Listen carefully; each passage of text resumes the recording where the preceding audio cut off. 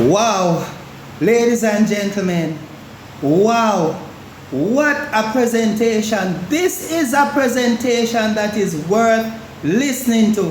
What a presentation by the Prime Minister and his team, ladies and gentlemen. They have launched their manifesto in Montego Bay. And let me tell you something, ladies and gentlemen.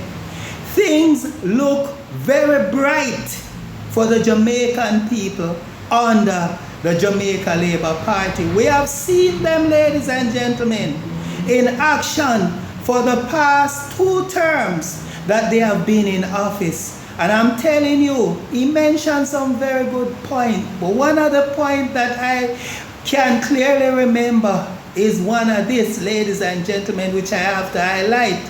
The man was talking about how the PNP made promises that they are going to remove electricity off, GCT off electricity as soon as they take office. When they won, yes, they took it off, yes, but they had to put it back on electricity. They said that you're going to eat oxtail and all sort of things every week if they win. Remember where all these promises were made when Portia Simpson Miller was running for Prime Minister that time.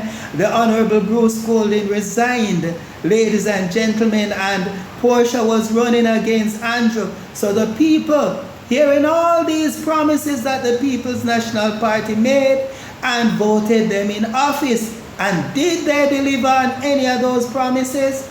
No, ladies and gentlemen. Instead, you know what the people of Jamaica used to eat under the People's National Party's administration? Fish back, because they couldn't afford to buy the fish, ladies and gentlemen. And instead of they promised the public sector workers a hefty increase. You know what they tell the public sector workers? That they didn't have any money to pay them. They give them a hefty increase, yes, but then comes the wage freeze, because when the public sector workers went back to them for an increase, they said there was no more money to give to them. So, ladies and gentlemen, after telling them that, they hit them with a wage freeze. So, ladies and gentlemen, I'm telling you, based on what I have listened to tonight, I just highlight one point that grabbed my attention. We're not eating fish back now under the Jamaica Labour Party because more people are working, ladies and gentlemen. And ladies and gentlemen, taxes is not the way. You cannot tax a country out of debt. You have to know how you use taxes, ladies and gentlemen. And you can't implement a system where the rich, the people who are working, who are not working, are paying taxes, and the people who are working are not paying any taxes. The man highlight that, Mr. Prime Minister highlight all of that, ladies and gentlemen. So you have increased the threshold, and he promised even to do it further. I remember the People's National Party said it could not be done, and Mr. Holness came and said, people, it can work. And now the PNP have the audacity to be asking for it to be increased to $3 million. Hypocrites. So, ladies and gentlemen, the presentation of the Prime Minister was just so exceptional. One other thing I want to highlight, all of you mothers who want to go out and work, but you are saying that you have children, the Prime Minister has said that because of the labor market, the skill-trained workers are short on the local labor market. It will stagnate the economy. So he is giving incentive to all of you mothers, you single mothers out there who want to work, so that you can pay daycare centers to take care of your children while you go and you get your skill training. They're literally rubbing honey in your mouth to encourage you to go out and work. The Prime Minister says one of the ways to prosperity is through work. You have to work and earn. That's how you will get, that's how you will come out of poverty. I'm not eating fish back now under the people, under the Jamaica Labour Party. Ladies and gentlemen, I can eat anything I want. If I feel like eating shrimp, I can eat shrimp. If I feel like eating lobster, I can eat lobster. Whatever it is that I feel like eating, I eat. I can eat. More persons are driving cars now. Almost every other home, somebody's there driving under this current JLP administration. You know why? Because more people are working. You'll find out, ladies and gentlemen, that more people are even earning, are even building houses, are renovating houses now under the Jamaica Labour Party-led administration, led by the Honorable Prime Minister, Mr. Holness. So when I listened to their manifesto, and I realized every single body is being taken care of. The senior citizens, ladies and gentlemen, these are the people they are planning to remove income tax from. They say that they want from age 60, I think it was 60, don't want to say the wrong thing, and over. If these people are working, they want to exempt them from paying taxes.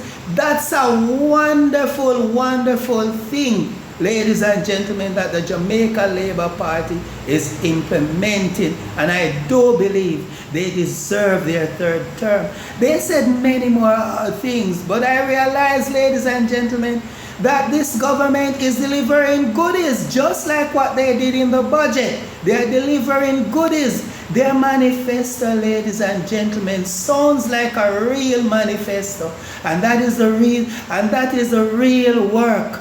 The work of good minds. They are addressing the squatters' problem, and I'm sure that they have highlighted that the squatting problem, and all of us as Jamaican people can agree with him, it has started under the People's National Party. They are the ones that are encouraging squatting, but the Jamaica Labour Party is bringing in a policy where people can own their lands. And they are saying that if you live on government land, that is those lands that that came under the Operation Pride, which was laced with corruption.